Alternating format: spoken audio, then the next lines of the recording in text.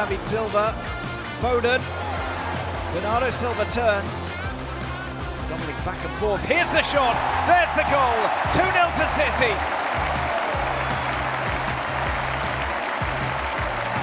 Well, it was teamwork in the final third. And Bernardo Silva was dead set on his idea of turning and scoring. He does just that. Shakes off the defender, creates some space for himself. The shot could not have been better placed. City 2, Fulham 0. There'll be some disappointed Ipswich faces if City create something from this. Horlock's in there trying to find room. Oh, what a great strike! Oh, City have scored! And it's Berkovic! And they've scored from the corner that they shouldn't have had. And Isle Berkovic goes across to say congratulations to Kevin Keegan, the manager. That goal coming in the 43rd minute. Sung Ji-han, Sibierski looking for an opening here for City. Tarnat. Macken, he's won it! He's won the tie here for Manchester City. That has to go down as one of the great FA Cup ties in the history of the competition. The impossible has happened. Tarnat's cross headed in by John Macken. Macken, who should have won the first game at the City of Manchester Stadium. Mahrez has a look. It's up slowly, strikes, Gazzaniga guesses the right way, but Manchester City extend their lead. 3-1 to the boys in blue. Riyad Mahrez scores his 18th penalty. He has only missed on 7 occasions. Norwich have pulled 7 men back into their own penalty area to try and counteract this free kick. Gal might be lining it up, indeed it is. Go! And it's 2-0. Well struck, it couldn't have been better struck by Jerry Gow. And Manchester City here at Main Road already have a 2-goal lead for themselves. Nicely orchestrated, well executed, and Baker flailing arms, no hope.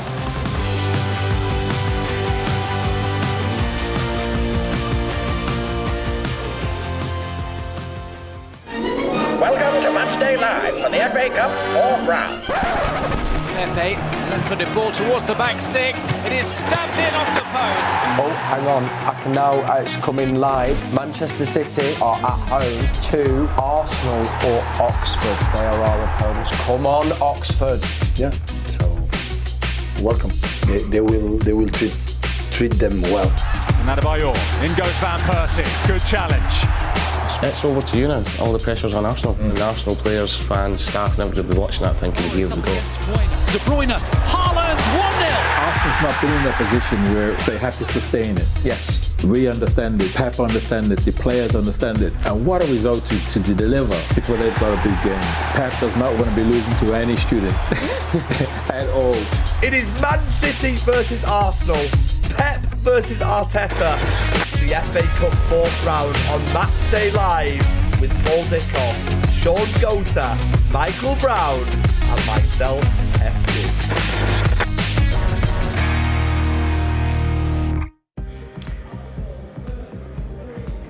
Welcome to Matchday Live on the 4th round of the Emirates FA Cup. City are back in action, taking on Mikel Arteta's Arsenal, looking to secure a place in the 5th round. City are back in form with none other than the main man Erling Haaland finding the net 4 times in his last 2 starts, after going 2 games without a goal, while Mikel Arteta's side have kept up their best ever start to a league campaign, beating Manchester United on Sunday in a thrilling game at the Etihad, at the Emirates Stadium in North London. Joining me in the studio today is none other than Shaun Gota, Michael Brown and Paul Dickov as we see the players coming out into the pitch wearing the lovely new strip. Welcome to Matchday Live. Looking forward to the game, Paul. what's your predictions for today's game? I hope it's going to be two strong teams. I know we'll see our team in a minute. Two top teams in the league at the minute. Play two teams that play great attacking football. So it's the FA Cup, the magic of the FA Cup. So you want to see an attacking game, lots of goals hopefully, and a City win, of course. And of course, you have to beat the best to win the best, Brownie. We overcame Chelsea in the last round, and another really, really tough test for Man City today. Strong cup draws, isn't it? You know, when you're looking, sometimes you think City, they get a couple of nice ones. There's a couple of changes here and there, but again, it's a great opportunity. The test, obviously, Arsenal, they're the team that everybody's talking about, putting Manchester City under pressure. So looking forward to this game. And as I said, it's a psychological one going into the league game in February the 15th, and that's what we're all looking forward to. So it's a wonderful game. FA Cup's the magic, and City have got a wonderful record against Arsenal. They have indeed, and as you guys know, Matchday Live is the place to get your team news, and I can bring you that team news right now for Manchester City today. Starting in goal is Ortega, with Rico Lewis, John Stones, Akanji and Ake looks to be full strength at the back, with Rodri, Kevin De Bruyne, Ilkay Gundogan, who's the captain today, Riyad Mahrez, Jack Grealish and Erling Haaland. On the bench today for Manchester City is Ederson, Ruben Diaz, Kyle Walker, Calvin Phillips, Joao Cancelo, Emerick Laporte, Alvarez, the World Cup winner, Bernardo Silva and Cole Palmer. Now, we've got 6 changes from the last round against Chelsea, Shaun. Let's go straight into that attack, and let's talk straight away about our number 9, who unbelievably was getting questioned for not scoring in 2 games. And as a striker yourself, how good is this man? Well, he's absolutely brilliant, and the form he's on, you know, how many goals will he actually score? Because he's just been in such great form, and a drought for him is 2 games, and now he just goes on these run of scoring hat tricks. It's unbelievable. I'm really looking forward to, in terms of watching him tonight, because Arsenal, good team, solid in terms of what they have at the back. But I think that he's still somebody that could be too much for their defence. So I think his movement, his ability to get on the end of crosses in their final third. So really excited to see what he's doing tonight. And of course, you guys at home can see that we've got not 1 but 2 strikers in the Matchday Live box today. Paul, let's talk about Erling as well really quick. From a striker's point of view, all you want to do is score, and all this man seems to do is score. I know he's at 31 goals in all competitions already. It's ridiculous, but he's... the most impressive thing for me is he doesn't look as if he's getting frustrated. You know, he's always on the move. He makes 6, 7, 8, 9, 10 runs each half and doesn't get the ball. But he believes the one time that he's going to get it, that he's going to score. You know, and he makes all different runs as well. You know, he comes short to spin in behind, he bends his run. He's always on the move when the ball goes out wide, and it must be a nightmare for defenders, especially 2 centre halves. If he's one player against the 2 of them, who picks him up, who doesn't pick him up, because he's always in the move. I mean, you've got the quality of De Bruyne, Mahrez, Grealish, Gundogan in there tonight. Around them, they're going, at some point within 90 minutes, they're going to find him at least once, and he's shown it. You give him the chances, he'll score. And Brownie, is there a way to stop this man? He can do pretty much everything. I hope not. We don't want him to be stopped, do we? I mean, you look at that front 3.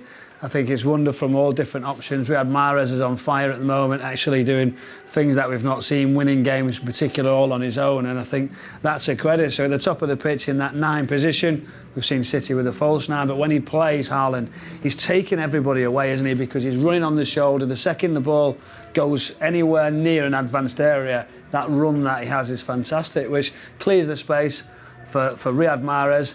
And notably Jack Grealish, he's getting much more joy, he's pushing the ball, getting to wider areas as well, and I think confidence is coming in as well for Jack Grealish, so it's a wonderful front 3, and we're looking forward to that group especially. It's a great point, that, because Riyad, rightly so, he's assisting his goals, Erling with his goals. I think Jack's been outstanding the last sort of 3 to 4 weeks, you know, whether that's because he's getting regular game time and he's getting into his stride, but he's so positive every time he gets the ball now. And let's talk about Riyad Mahrez, who's recently just been nominated for Player of the Month in the Premier League. We will talk about that later, and we can just see the goal on screen now. That free kick, I mean, not even with the fact he's got one of the best first touches I've ever seen, Brownie, but this is just technically incredible. It's wonderful, isn't it? He's playing with such confidence. Not that Riyad Mahrez suffers too much with confidence, but he did have a lull. He was feeling the pressure slightly. He realised that he could do better. You can see when his touch came, he was a little bit nervous, a little bit sort of not that comfortable like he normally would be. I don't want to see him at the moment because he's going to be literally so high, so confident and cocky because he's like that person, but he's so likeable and he's enjoying his football. I think he's been a credit. Wasn't playing, and it's an example, isn't it, for everybody? You bide your time, you wait, and then you get those chances again under Pep Guardiola. I mean, what I like about Mahrez is he's got decent pace, but he doesn't beat players with pace. It's his actual movement of the balls, it's his step overs, and that's what excites me, because you look at him and you think, well, he's not quicker than perhaps the defender he plays against, but he manages to find the yard, and then his delivery of crosses, and this is the other thing. I mean, you know, we get penalties, and these should be on the field. I mean, we've got quality players. Take him, isn't it? It's like one of those. But you know, when he's playing well, don't you? When the ball comes right over the top, and Riyad Mahrez just like kills it with the outside of his foot. Like Velcro. And if you watch most of the players, they take it with the inside, the biggest surface area, and he takes it with the outside. And I can't tell you, you know, how difficult that. Well, it's difficult for me anyway. But like literally, it's so hard, isn't it, to take it like that on the outside. And now there's options, and Jack Grealish as well, actually pushing the ball rather than just actually coming back, being safe. Has he now found the way that Pep Guardiola wants? This was a brilliant move, wasn't it, as well? 6 goals and 1 assist for Riyad Mahrez in 5 FA Cup appearances. This man likes the FA Cup ball. He does, but I think going back to Brownie's point about the wide players, I think it's been quite obvious in the last sort of month or so that when Jack and Riyad have played, teams are doubling up on them. So as soon as they get doubled up on, they can't beat their man, they're very quickly going out to the opposite wide man. You know, it's just a little touchback to switch the play, and they're creating overloads in wide areas purely through that. He comes across like a very seemingly one-footed player when you see him on the wing, but Shaun, it's the complete opposite, isn't it? He can go inside, he can go outside. It's just so hard to play against him. It is. I mean, if we're coaching against him, we're saying send him outside, send him on his right foot.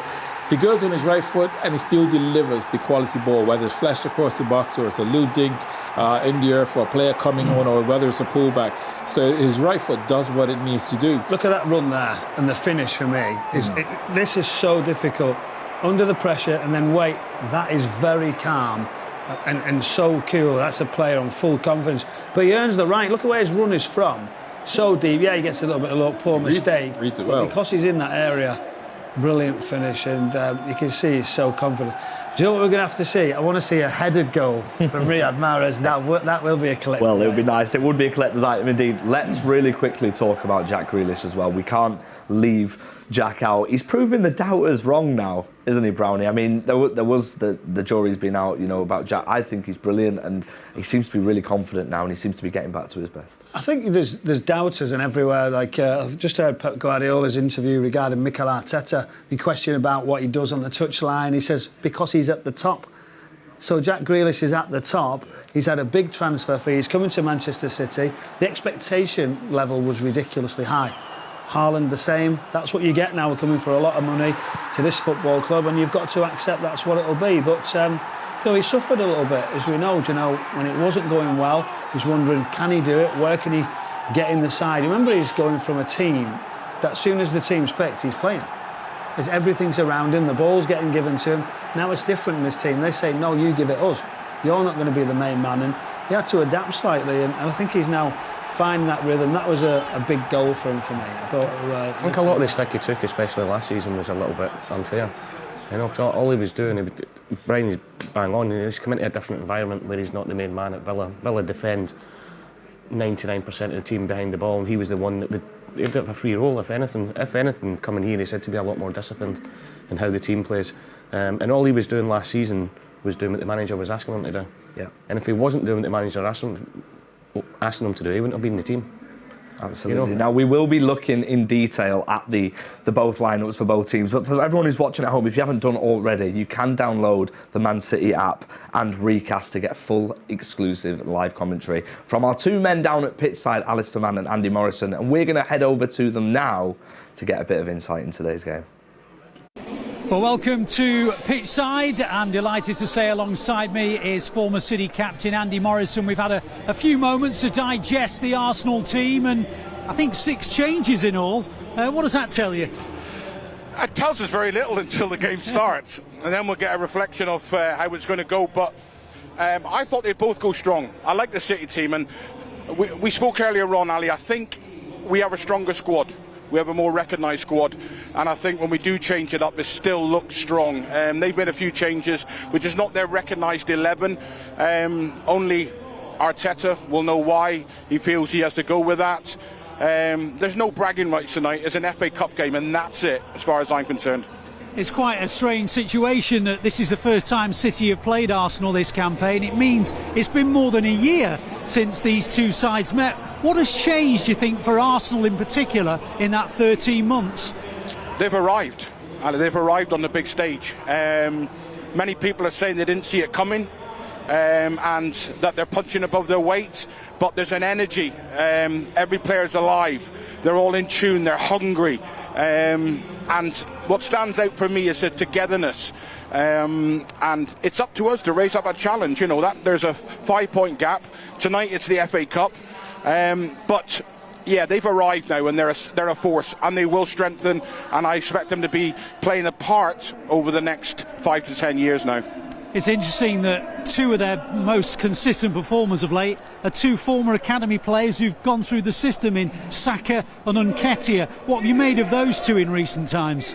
Well, Nketiah's come in probably more so because of Jesus picking up an injury in the World Cup. But wow, I've been impressed with Saka. You know, and it's always been. He's been talked off, and he's obviously had a starting place in England and that, but he seems to have kicked on again to another level this year.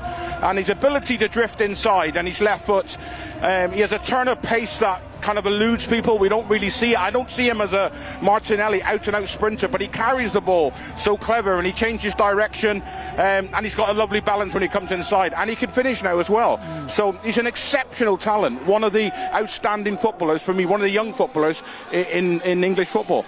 You mentioned that they're strengthening. Tonight they give a first start to Leandro Trossard, who they signed from Brighton. He was excellent at the Etihad for Brighton earlier this season. A good addition for them, you think? A fabulous addition. I really like him. I spoke with a couple of people earlier in the season, and they said they couldn't really see where he would go and play regularly. And I thought, if you've got that sort of talent, you go to Anfield and score a hat-trick. You know, you're an exceptional player. And I'm sure many people looked at him, but coming towards the end of his contract in the summer, and do we want to shell out that kind of money? But Arsenal in the position they are, I think I've got a fantastic, a fantastic player there who's still got a lot to offer. And as Arteta has shown, players improve under him. Well, talking of improvements, we'll see if the 6 changes have made Arsenal maybe lose a little of their rhythm in a few minutes' time. Do join us a bit later on when we'll be discussing a bit more about City's starting 11 this evening. It's back to FG. Many thanks there, pitchside, Alistair Mann and Andy Morrison. Now we've seen the Arsenal team. Gents, surprised by it, Brownie? A little bit surprised. I'm quite pleased that he's made as many changes, 6 changes, and in key areas. Well, the goalkeeper Ramsdale's been doing so well, holding. Obviously, yes, he's got experience, but to go and slot in there, and then Trossard, Martinelli's been excellent down on that left-hand side. Vieira coming in as well. So it depends on how they go. Tini and Zinchenko, I can sort of get that change. I don't think there's too much of a big problem. Although Zinchenko, you'd be disappointed that you're not playing in this game, where you have all games you'd want to see. So I think it's a real opportunity. Tomiyasu will be comfortable in that right back position. So listen, I think it's a really confident Arsenal side who are playing really good football. But I'm quietly confident he's made a couple too many for me. I'm really surprised how many changes. I thought he might have made 1 or 2. Yeah. I expected the main men, Martinelli, Odegaard especially, to be playing today, because it's. I think Brownie said it at the start of the show. It's a psychological edge you can get tonight as well. All right, people might say after the game that changes were made and changes weren't. You want to win these big games, and said I expected a couple, but obviously look. Mikel is looking after his squad. You know, they're 5 points clear of a game in hand in the Premier League. His squad players he's given a chance to get some minutes under the belt, and he's probably shown everybody with that team that I'm not saying he doesn't care about the FA Cup, but where his priorities lie. Do you think he's left himself a bit open there, Mikel Arteta? Is that because it's sort of, if they lose the FA Cup, yes, there's a psychological edge, but are you sort of going, they've now got their best ever opportunity of winning the Premier League, which is what? Do you think that's what he's looking at? 100%, and I think he's letting everybody know that his best team is the team that plays in the Premier League. But he could leave himself a little bit wide open, because if he gets a couple of injuries, You know, if you're a Man City team players and you're looking at that team, you're thinking, all right, but they want to play against the best team that Arsenal have got. And he's not put that out there tonight, and I'm just really surprised, because I thought if he put his best team out tonight and they had a performance against City, going into the league games, it's different. Now let's talk about the most important thing today, which is Pep against Arteta, which everybody's speaking about. So a little stat for you guys. Mikel Arteta made his debut replacing Pep Guardiola at 16 for Barcelona. These two go way back, don't they, Shaun? And there's a lot of rivalry now. Yes, it is. I mean, they have a great relationship, a great friendship, but and both of them are the winners. They both want to win this game, and Pep being, you know, what I've seen of Pep in the years that he's been here, he doesn't like to lose, and whether it's an apprentice or not, he doesn't want to be losing to Arteta. There'll be no friendship in the technical area tonight. But exactly. Well, if you watch Mikel Arteta, the way he performs in the technical area, certainly what he could actually fall out, couldn't he, till the end of the game. But it's a double-ended question, that, by FG, because I think he's trying to say to you, where's Mikel Arteta's career going? Well, it's a typical question. He said he's replaced Pep once. Yeah. And I think, is that a something journey? I'm guessing that's what you're asking. I tell you what, let's go and hear from the man himself, Pep Guardiola, about that relationship between him and Mikel Arteta.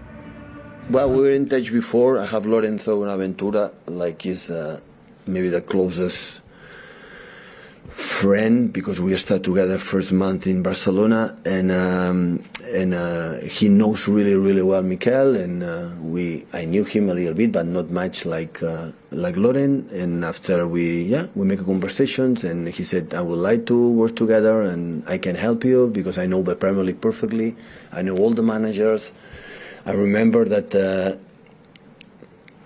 the first game we played, I think, was against Sunderland, and we played against David Moyes. It was in that moment. I was him. And I said, I know him quite well. I was in Everton. He do this, he do that. The strategies, set pieces, and after the 15 minutes, half an hour, and more than that, I said, yeah, he's the man. I remember that when we were together here, when we scored a lot of goals with our opponents, always he jumped and celebrated, except one team. In one team, every time I scored a goal, I jumped, come back, he was sitting there. It was Arsenal. So in that moment, I said, oh, that guy likes Arsenal. That guy likes Arsenal, indeed. Brownie, you've been smiling all throughout. I do want to hit you guys with another stat. 50% of Pep's defeats against Arsenal's managerial career have come in the FA Cup.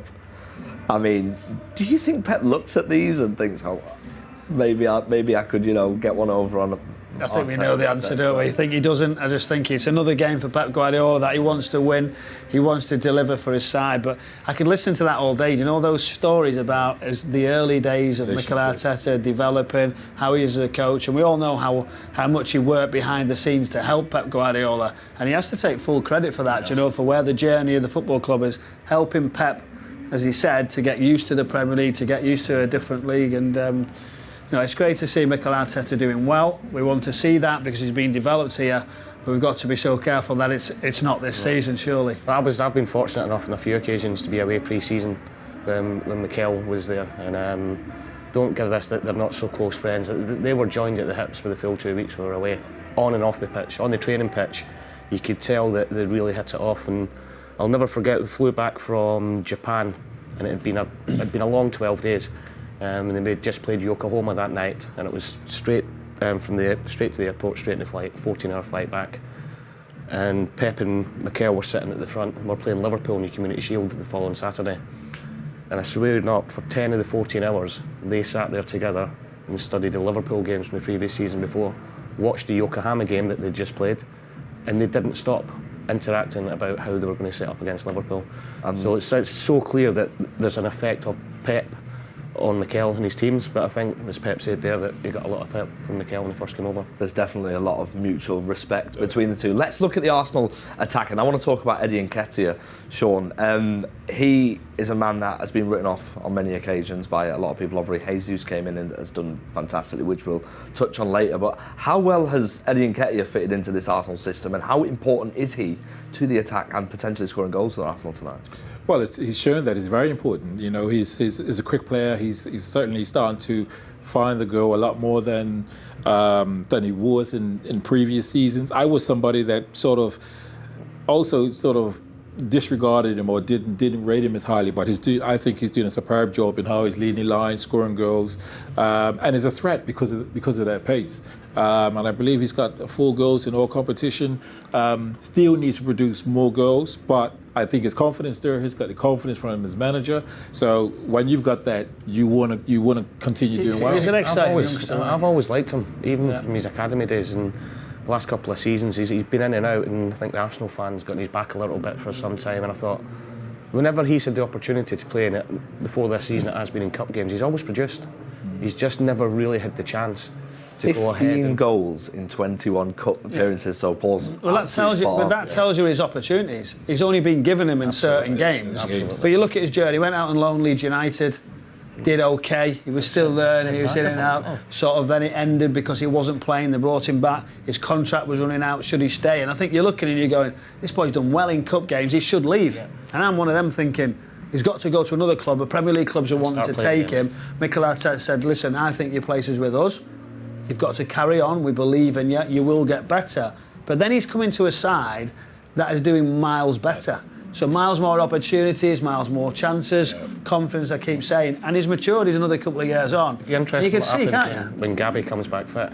Because that 15 goals in 21 games, you can't leave him out of the team if he's going to continue. But look what will happen, Paul. He'll now, on 60-odd minutes, if he has put Gabby back in the team, straight away, Gabriel Jesus is looking, I ain't got longer now. Yeah. But I'm thinking I'm going to play he's just going to change me. Yeah. He's going to literally change him, and that's what he's earning the right to push, and that can only be better for Arsenal. And it's great to see a young player as well. It is definitely. How hard is it for a striker who... Striker's the easiest pitch, easiest it's the position on the pitch. Let me just tell you that. Don't these two... Brownie couldn't wait. But yeah, I mean, scoring goals for a striker and playing games, when you get that run of games, it's obviously you're in a momentum, but then going back to the bench, is that difficult for a striker, or is like Brownie said, is it the easiest position on the pitch? You don't want to be going back to the bench, so it's when you got to run of games, and this is what's happening with him. He's got to run of games. The manager believes in, and there's nothing better than when the manager believes in you, because you're thinking, he believes me, he trusts me. Then you go there and somehow, some way, you find a way, because you know you've just got that belief. You get your belief in yourself goes even up more, and he's delivering. So, you know, long may it continue, but not tonight. I think he's shown in his performances that he doesn't want to go back to the bench. You know, and the closer Gabby gets fit, he'll be doing everything he possibly can to stay in that team. That's what you want, don't you? You want to challenge it. The manager needs that sort of decision to make. And he's waited. I just think he'll be more mature, won't he? More ready for the understanding and the challenge. And when you're playing in that front three, I mean, Saka delivering as he does, he's running, taking everyone away. So again, we talk about Haaland being the 9 for the wide place for City. I look at Gabriel Jesus set it off probably. Now he's gone out. Saka down the right-hand side. It's just phenomenal how he tucks in and creates everything for the team. Yeah, absolutely. Now, everybody watching at home, we want to hear from you today. We've got a WhatsApp number for you guys to contact us. Some of the questions have actually come in for the gentleman in the studio, and I've got one from Leonardo, who's actually a Brazilian fan. Leonardo, thanks for sending your message in. How important would a victory today be to Man City to make a stand in the Premier League? Paul? I just think this team, and we say it week in, week out, they take it game by game, and every trophy that they compete in, they'll want to win. With it being against, it's like when we beat Liverpool in the Cup earlier on in the season, when we beat Chelsea. When you're playing your rivals and the big teams in the league, especially in a cup game, you want to win them, but they'll be looking to get today out of the way and then looking forward to Tottenham next week. They won't be thinking about what this can do for the Premier League this match tonight. See, to me, Paul, I look and sort of go, normally when you're playing a Liverpool, you sort of say, well, there's a psychological edge slightly, but you know they're going to come back. We've never seen Arsenal. Yeah. So this game, if they get blown away, could actually blow everything up. Like literally their whole confidence, their belief, worrying when it comes to the next game. So this is a test. And that's why I'm looking and going, they haven't been in this situation. Why make so many changes to possibly be a bigger... There's a chance of being a bigger scoreline here. I think psychologically, if he'd put out his top team and his best team, there would have been a psychological advantage. I don't think going into the Premier League with the two teams that are there tonight, regardless of the outcome, will have a bearing on what happens in the Premier League. I think if City are to win the game, I think psychologically for Arsenal, I think it's still good for City because you win the game. Once you win the game, we don't go back and dissect and say, well, this is who they've dropped, this is who they started. It just becomes a win over Arsenal. So I think on the other side, if it's Arsenal, if they win, that's what it becomes. It's like, well, Arsenal beat City. And for me, I think it's a big thing in terms of winning the game, just winning the game, period. I think the media would write that up if Arsenal beat City. But I honestly believe if those players lost the game today, that come the 15th of February, I just think that would be I think they're so sort of customised to just that game's in front of us, let's go and win. So psychologically, I don't think the league's going to be that much difference in that performance. It could actually make them more determined. More determined indeed. Right, let's move on real quick because we want to speak about a man who was at Manchester City for 6 years, and that, of course, is Alexander Zinchenko. In an interview this week, he was asked how many Premier League titles he had. He said he had 4, and they asked him if he could win another. He smiled and he nodded. He obviously did so much for Man City, wearing the sky blue, and he's got a special place in every City fan's heart. And we can. I mean, he was the life and the soul of the club, and absolutely, and we can see a little snippet of Zinchenko right now for you guys. Excuse me, sorry. So let's talk about Zinchenko. Wow. 6 years at the club. Yeah. He's such a special place in our hearts. For me, I was absolutely gutted when he left because he's a quality player, and from the other game we played the other day, you could see how he sort of drove Arsenal. And that is showing his leadership of being able to win titles and being a winner. I'm gutted he's left. He's been a quality player. What he's brought her, everything around Ukraine as well. I think it brought a bit of the team spirit around City as well at that time. For me, absolute brilliant player. And do you think? Would you have liked to have seen him stay? Do you think from a club point of view, then he should stay to continue in that position? But do you see it from a personal point of view? Think, well, there's a chance to go and play every single week. I was worried. I always got the feeling he didn't want to leave. I always got the feeling he didn't want to. But there comes a time when, and again, because Arteta's working with the club. If I'm him and I'm going to leave, I'm going to somebody that works and operates very similar to how Pep is, his ways in terms of how he wants to play. He's probably saying, you are going to be my main guy at left back. And we're seeing it. I loved him, but I did think it was time for him to leave. I know there's a lot of these questions coming up now. Did we let him go too soon, too easy? But that's only because the last few weeks he's been putting in top performances at Arsenal. But if you look back, I think I've seen something today. He only started 9 games last season. It was Cancelo and Walker, the full-backs, weren't they? He wasn't going to get in midfield, he wasn't going to get in wide. So I think that showed him that it was probably time to leave, and the club as well. When he's a good servant as well, it's hard to stand in his way, isn't it? To actually go and say, well, he's given so much. He's played in all the different positions, he's never said anything, he's trained really well, and there's a story great in the dressing room. I think when Wolves came in from 3-4 seasons ago, and he sat down and said to Cheeky, I want to stay, and Cheeky was like, no, we're letting you go, and he went, no. So what a decision, wasn't it? What a decision for him to stay and how much he played after that. Endears everybody to him as a person, not just what he does on the pitch as well. We wish him all the best, but I do think as good as he has been for us, it was time for him to go and start playing games on a regular basis. And this was a lovely moment as well, and like you said, Paul, a really, really nice way for him to go out, especially because of the Villa game and when he came on at half-time, and he if there's a way to leave, this is the way. Yeah, he'll be gutted tonight, he's not starting. But I'm sure when he comes down here to warm up, just below us down here, he'll wait, buddy. He'll time it right. He'll love it, yeah. He'll time it right, and he should get a special reception, and I think he's going to, isn't he? And he's contributed in such a big way.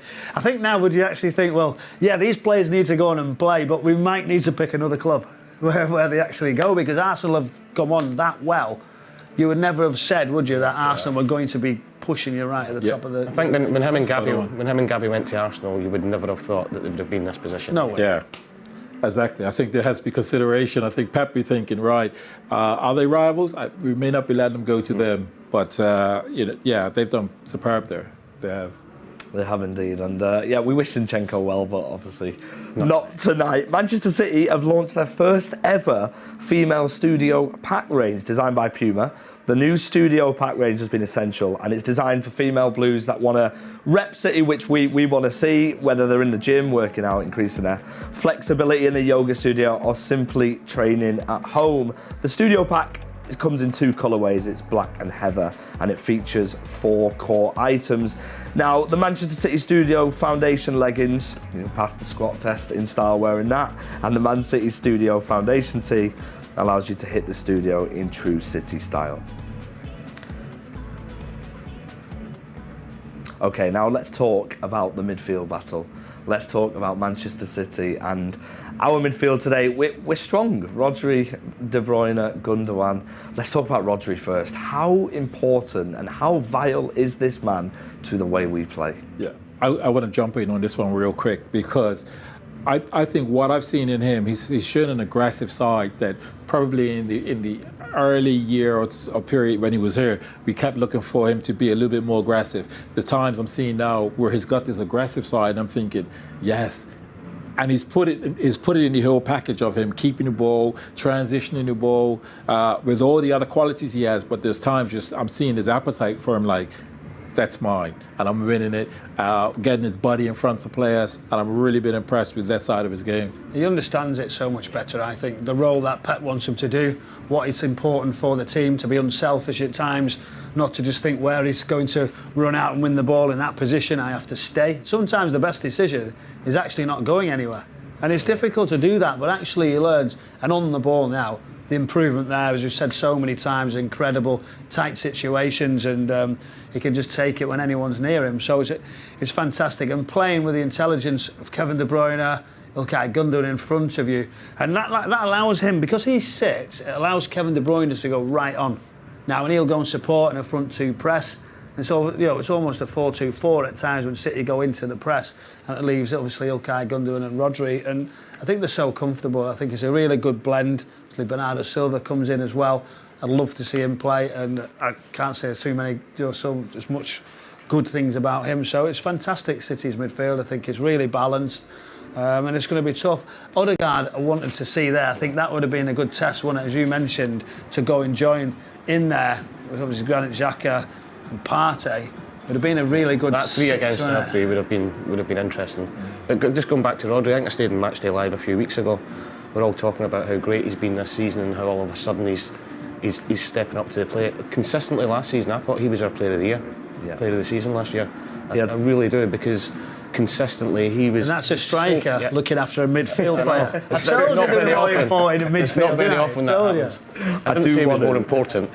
I do want to be a little bit cynical here, and I want to talk about Rodri versus Partey and Xhaka. I mean, Thomas Partey's been brilliant this year. He seems to be key to how that works in the midfield. And Xhaka this week was quoted as saying he's never been coached by a manager before like he's been coached by Arteta. How much has he turned his career around? Because there was a point where Arsenal fans... I think that's an understatement. It was breaking point, right, Brownie? There was more. It was broken and destroyed and finished, wasn't it? How he actually come back and actually did that. And I've looked at other sides and you sort of go, I'm not sure that player can ever turn it round, but he needed this type of season, for your team to go and do well, and then he becomes an absolute legend of again in the midfield area for what he does. So he's not afraid to mix it up as well. But yeah, some comeback. But you're winning games, aren't you? You're so comfortable. You know your role, and so I think they've done really well in the midfield areas. But it is, if you watch them play, it's like how Pep does it. Yeah.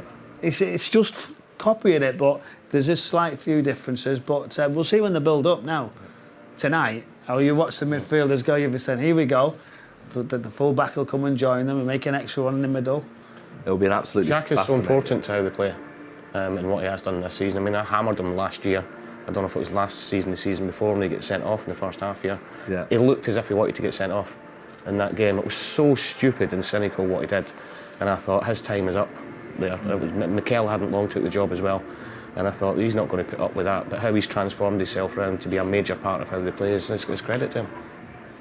Let's talk about the FA Cup now. We have to talk about the fourth round, and there's only one place to start. We've been involved in some absolutely incredible FA Cup ties over the years. Now, where better to start, Brownie? Manchester City. This was a good game, wasn't it? 3-0 down against Spurs, and it gets talked about so many times. I have no idea. We had 10 men at half-time. Brownie, I know you've probably been asked this 100 times, but how on earth did we put this one round? Well, I just knew. Do you know when I just knew, obviously, City's history. I'm playing on the pitch, and at half-time, the lads are quite comfy. I'm going around the dressing room going, let me just tell you, I know they've got 10 men, you've got to make sure you do your jobs, come out, and it just went 1. And straight away, I just had this feeling it was going to develop into what it did. And then there was a few little decisions, went City's way, and then I just remember thinking, how do I face up to everybody you know as a City supporter, you're growing up? And it was just a bit embarrassing, wasn't it, that they've come back like that. And it was a wonderful performance, a great bit of history for City in the FA Cup. But I was on the receiving end of it that day. What was said at half-time and at full-time?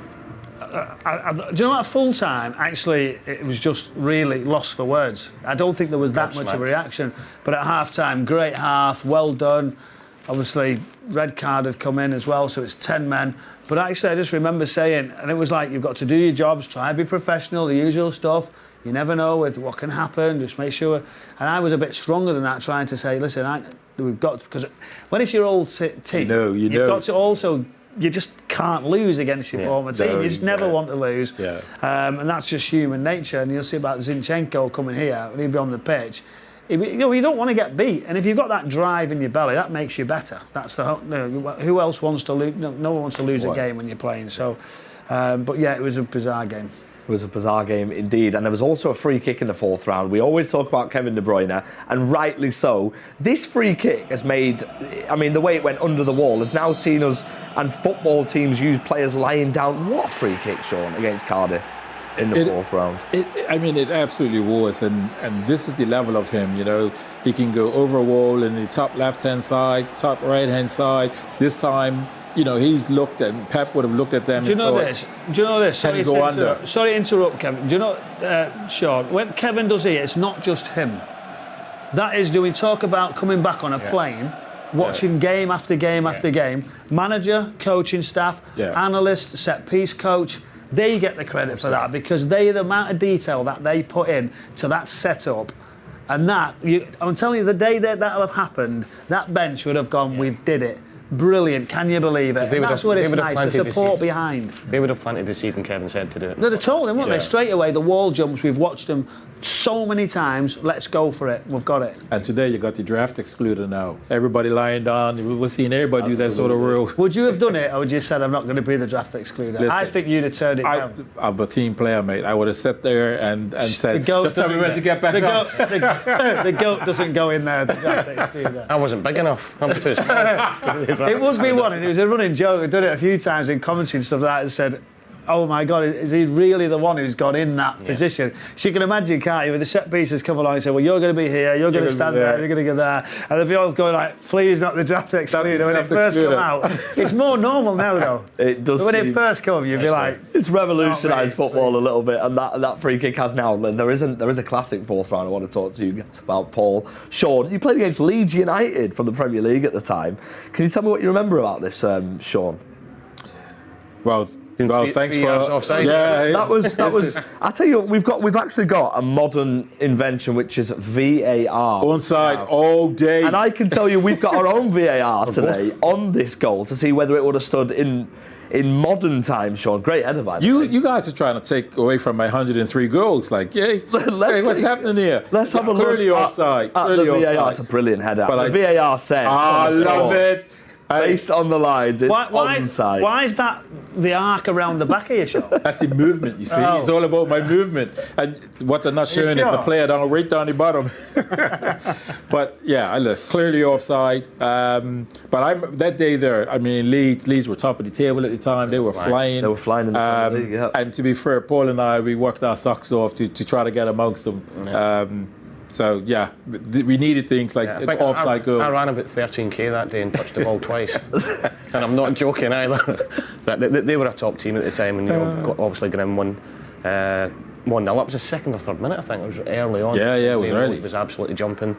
And then I don't know if you've got it. Have you got Bishop's goal? Ian Bishop's goal, which was the goal of the game. Screamer, yeah. Yeah, we can see the Bishop goal actually, as well on screen now. Go on. That was an assist by me. What a strike that! What a strike! Oh. Only scored many of them in your career? Just a couple, mate. Just every now and then. Obviously not for City. It was later on when I left. But what a great strike was it? Great celebrations. That Dickie's on his back. You've just done another few K there, catching up. Bish to go to the corner. Beautiful strike. What a player he was, though. So cultured. Do you know what I would say about Ian Bishop? When I left, I went to another club and played against him. He still had such sportsmanship to help you along the way. Yeah. And I think that for me tells you everything about what a character was and what a team player. Brilliant. Yeah. Funny man. A funny guy as well. Very funny. I can tell by your smiles. Now, okay, so we at pitchside, of course, we've got Alistair Mann and Andy Morrison, and they've been watching the two teams warm up. Let's go and catch up with them pitchside again. Yeah, thank you. Welcome back to pitchside. We've discussed Arsenal. Now it's time to discuss the Blues. Two changes, as you know, with Ederson making way for the Cup goalkeeper, Stefan Ortega, and a change at the back four with Aymeric Laporte making way and Nathan Ake coming in. Andy, did you expect City to be as strong tonight? I did. Yeah. Every game's a game that has to be won. You know, it's the way Pep Guardiola goes into them. And I also think if you looked at changing Silva for Gundogan, it doesn't weaken us. Cancelo for Ake or Walker, or you put Laporte in instead of one of the centre, it doesn't weaken us. Where I believe that some of the changes for Arsenal have weakened them. It'll be a similar system in possession of the ball. It'll be that 3-box-3 that we've become familiar with, and then on the turnover possession, if we don't initially win it back on the first press, we'll drift back into a 4-3-3, 4-5-1. What does it tell us about his faith in Rico Lewis that again he's included? Yeah, I'm not sure what happened at half-time. You know, I've not heard anything. And yeah, incredible faith, you know, and he just gives a really good balance in possession of the ball. He doesn't spray passes, he doesn't thread people in, but he keeps the ball moving and he gives a link. So we need, if the opposition can get a good press on us, we've got two pivots to get out rather than the one. And he's very, very good at doing that. And of course it means that the De Bruyne-Haaland partnership is in tandem again. What do you think it is about Haaland that's allowing De Bruyne, if you like, just to have an extra pass that he maybe didn't even have in, you know, days gone by? I think he knows Haaland's there. So I think your natural instinct on a football pitch as a talented midfielder, let alone an exceptional one in De Bruyne, you feel the pitch and you know where he's going to be moving. Your football brain and knowledge will know that a 9, and you know he's got in behind, or you know he's putting off on the shoulder. And it's really about putting balls into good areas. And then if Haaland gets on the end of it, not always picking him out, but putting the ball into the precise point or with a maximum opportunity, and then Haaland's got to find it. They're obviously the ones that where it looks like a great bit of skill or a fabulous ball, but they're almost telepathic. But that comes from football brain. It's not. So I don't think it's something they work on. De Bruyne is exceptional. Haaland's movement's exceptional. So there has to be a link between the two of them. And just a final thought for the two wide men, Jack Grealish and Riyad Mahrez. They appear to be, if you like, in their rhythm, in their vein. They're doing things perhaps that they weren't doing maybe even a few months ago. Do you think they're at their peak at the moment? I think Grealish is playing really well. I think the only thing that's missing is the goals. If the Riyad Mahrez is scoring goals, so he's taking all the plaudits, and rightly so. Jack's bringing so much to the team, the way he stretches opposition, the way he creates overloads in defensive situations where they have to double up on him, which then creates space elsewhere on the pitch. And they're both in a really, really good train of form. I'd still love to see Jack get a couple more goals, because I think to be the full rounded player, I think you need to be scoring goals from wide areas in a Manchester City team. Just one final question I have to ask you. You're normally quite cautious. What's your gut feeling telling you about tonight? Well, I think Arsenal are in an incredibly strong position in the way they're playing and the energy and the belief in there. And I think it's going to be a tough game. I think there's a freedom. It's almost is it a free hit when you're Arsenal and you're top of the league? Is it a free hit to come here in the cup and be able to say, go and enjoy yourself? I don't think so, because they still want to show that it's not about the 11 that are starting every week. It's about us, and we want to show that we can be part of that. So it's game on. Well, it's going to be a really, really exciting match. I can't imagine that you'll want to miss it, and I'm pretty sure you'll want to download the app so you can hear me and Andy describing the action to you. Make sure you do. Back to you, FG. Thank you very, very much. Remember, you guys do need to download that app for the exclusive commentary. Now, I've got a little clip to show you, gentlemen, in the studio. It's a certain Martin Keough being struck by a ball, and apparently the rumours have it someone in the studio hit him. I mean, you're looking quite guilty, Brownie. No, I'm not. Was it? Are we claiming responsibility? It's a great try. Honestly, see the thumbs up from Martin. See, that's what he was like. I mean, literally. He was aiming for Sav. I mean, I missed him by what? The ball would have got in between the two heads, but literally. He was aiming for me because he's not good enough to hit me from that sort of He literally threw everything out of the pram, Martin. He was storming around looking for us. But the build-up to that, it was myself and Alex Bruce. We were playing for Leeds United. We were on the pitch. And I thought, we always used to do it, Clipper. And it was Peter Beagrie. I used to do it to me when he started working for Sky, and we used to have a laugh, and I'd say, well, I'd try and get Beegs.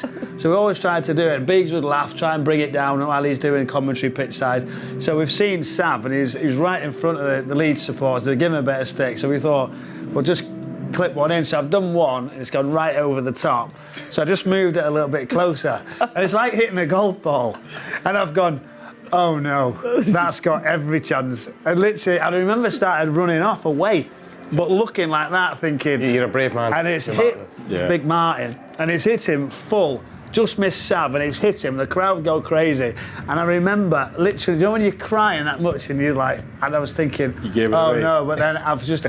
So ultimately, my phone literally melted when I got back on the bus when I finished the game. He was looking for me, he was going crazy. And then I had to work for him when I started doing the work with him. I started doing the media, and it was Portsmouth v Arsenal. So we were put on the same game. Is it going to be all right? Is it there? And I remember Jake Humphries just starting where we were stood pitch side. It said beware of flying balls, and Jake's just gone like that. He's lined it up to me, and he's sort of gone. And we're all right now. It's fine, but it's fun. I played with Martin for quite a few years at Arsenal, and then played against him. And he's one of the few centre halves I was scared of. So you're a brave man, mate. I was brave. He put it in his column as well, whether it was the Daily Mail or something like that. But literally, he was after me. Yeah. Yeah, very interesting to pick your battles, how you did, Brown. It was a good FA Cup night, though. It wasn't a good battle to pick, though, mate. His best two golf shots there, wasn't it? Yeah, it's amazing. I've got to. It was just so funny, though. It was. Well, we've got the clip anyway, and we've now got the admission from Brownie. There you are. What it is. Right, let's take a look at some of our WhatsApp questions for you guys at home. Remember, you can send the WhatsApp questions to anybody in the studio. Most definitely the guest. You can ask me a question if you want, but I don't know why you'd want to. Let's take a look at Ben's first question on WhatsApp as we get it. When you were a player, and this is going to go to each one of you, how did you continuously motivate yourself, Shaun? Well, the players you're competing against, you look around and you think, if I'm not doing it, then you know you're going to be subbed. So you wanted to consistently play well so that you can start the next game and get a run of games so that you can put together some goals. So it was about trying to keep competition out, but also do well for yourself. And Brownie? I think for me, psychologically, I think it's underestimated what happens to players' minds when they're not selected. Because all you want to do, you've grown up since a youngster, just to play as many minutes as you possibly can. So there's your motivation straight away, knowing that you've got to motivate yourself every day, your diet, your application and training, determination, the right decisions in games. Because when it doesn't happen, that's the worst thing. And it's how you then, at that point when you're not in, it's how you then try and put everything right and keep that motivation up for your next chance, where easily you could say, I'm just going to not bother. I think that's a really good question that's never been asked before, because I think Brownie sort of touched on my answer a little bit, because you're brought up with that motivation, from when you're a school kid to getting your first, that was YTS, first apprenticeship contract, to then get your pro contract, to get into the youth team, into the reserves, to get into the reserves, into the first team, to then keep your place. And I can't remember actually mentally thinking to myself, I need to motivate myself for this today, motivate myself for this game. It was just naturally inbuilt in my character to go and do that. And I think at the time as well that the way the game's changed now to where it was then, you just got on with it. You had no option. You know, if you were injured, there was no motivation to get back fit because that motivation was in you and you got on with it. If you're left out of the team, you've done everything you could to get in the team. Your career would be quick, wouldn't it? Your career would be over quite quickly now, I think. Yeah. Do you know, if you didn't have that ridiculous drive, mental toughness, I suppose you're probably surrounded by so many people who are motivating you every day in training, and also when you're playing against someone you don't want to lose, right? Yeah, I mean... There's a motivation right there for you, isn't it? There you go. Yeah. But look at this, you get to play here. Yeah. You know, and that's what you dreamed of as a youngster. That's my point. It is gone. If you lose it slightly, it's just not happening. That's not happening indeed. Brilliant question, Ben. 11 years of age, asked about motivation. He's going to go very, very far. Let's look at another question. This one's a good one, actually. How important is the De Bruyne-Haaland connection, especially against an in-form team in Arsenal, Brownie? Well, for me, I think Erling Haaland's got to thank him every single week, because Kevin De Bruyne's right foot assists, the way he puts balls right in front of him. It's been a dream, hasn't it, for him to come into a new football club when you've got that supply line. Can only imagine these two when you've got that sort of ability behind. So it's been a great combination, so important, and that could be the difference. You know, we talk about the tighter games, there's cup competitions, better sides, Champions League, winning Premier Leagues. That is going to be very important. That's what Erling Haaland's been brought into to do, and obviously the supply line is amazing. I've seen a clip on social media this week about the chances Kevin, I don't know if anybody's seen it, chances Kev's made over the past few years without Haaland being in there, and it was ridiculous. It was ridiculous. It was like there must have been 100, he would have had 100 more assists to his name for the chances that we missed. So having Haaland in there and the ball, the prime example was his goal at the weekend against Wales.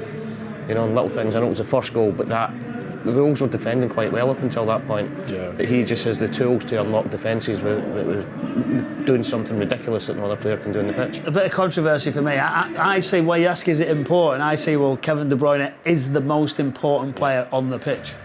That's where I put him. As you see the way, I mean, as a striker, it must be an absolute dream. As we can see the lovely lights behind us, by the way, there is a light show here at the Etihad. We are getting so close towards kick-off. And let's get some final thoughts from you, gents, as we see it's like a concert behind us. Absolutely amazing atmosphere here. Shaun, let's get some score predictions. Let's get some final thoughts going into kick. Yeah, I think it's going to be a close one. And, you know, as I was coming in, I was thinking, is this going to be a 2-1 game or a 3-1? I'm going to go 2-1 for City. But I do think it's about City dominating the ball, could dominate the game, and just putting Arsenal in place for me. That's what it's about. And Brownie, it's a big game. We've already spoke about the importance. These predictions are terrible. Put you under pressure. It's not good. I thought you were going to say it's going to be a close one, 4-0. I was like, what's going to go on there? Respectable 4-0. Oh, I don't know what to pick. Arsenal's changes, I'm hoping the changes lead to what generally would happen with these type of changes if City play well. 4-1. 4-1, wow. Okay, Paul. Are you as confident as Brownie? I am, yeah. I got it right, I think 3-0 last weekend. Yeah, I'm going to go 3-0 again today. I just think it's going to start flying a few shapes in for us, isn't it? A little bit. I think he'll do it. You only have to ask him after. He won't do it for us. Let's talk real quickly before we go into it as well. One man we do need to speak about, who everyone is raving about at the minute, and it's Rico Lewis. This is a question from WhatsApp we've just got in that we want to touch on just really quickly before we go there, and it's from Jack. And the question is, how important is Rico Lewis's role in tonight's game? Like, how important will it be? I think it's got a vital, important role. Certainly in possession, his ability to make just the simple decisions, but it allows us to keep the ball, it allows us to create spaces in other areas because he makes such simple passes. So really important, and when he goes inside, it allows us to get that ball straight outside to the wide players. But it's got some work to do defensively as well. Yeah, yes, for me. I think it's so important the amount of times that he goes into that 2 in the middle to join in. He has to be careful with that. So knowledge of the game and the timings for a young player is going to be more important tonight when he's got the likes of Trossard, who's going to be running in behind, and Ketia and Saka, wherever they rotate. It could be a midfield runner as well. So it's limiting the wrong times to be in there, and he's got to defend quickly. It's bang on. I think his football knowledge without the ball is going to be as important, if not more important tonight, as he is with it. We'll know he's comfortable in the ball. He wants to go in there, but he's going to have to pick and choose his times tonight, especially because Tierney will be bombing down that side. Trossard will be coming in the side and getting Trossard doesn't want to stay wide. He'll want to go in little pockets and cause problems. So positionally, it's going to be a big game for him tonight. Yeah, positionally, he's obviously been so inverted in the midfield, Brownie. But like you guys have said, the defensive side is so important. But also, he is key to the way we build up play as well. He is key, but do you know, Joe, for me as well, is when you're playing against the better teams, do you need to go and build up as much into that area? That's what we're going to find out with Pep Guardiola, the amount of times that he's going to go in. Because when you've got John Stones, straight away your build-up's got an advanced one who will go and step right in, so he can do it centrally as well. So that might be something different. Pep goes, well, today Arsenal are going to expect it to go that way. Can he join in a different way? Can we keep the full-back wider? This is where you were all looking and we say, well, that's Pep's pattern. There's two of them all know the patterns perfectly well. And that's what's fascinating tonight. It is fascinating. It's going to be an absolutely fascinating game. Arsenal against Manchester City here at the Etihad. Looks absolutely amazing behind us. Let's head over to pitch side with Alistair Mann and Andy Morrison. Come on, City.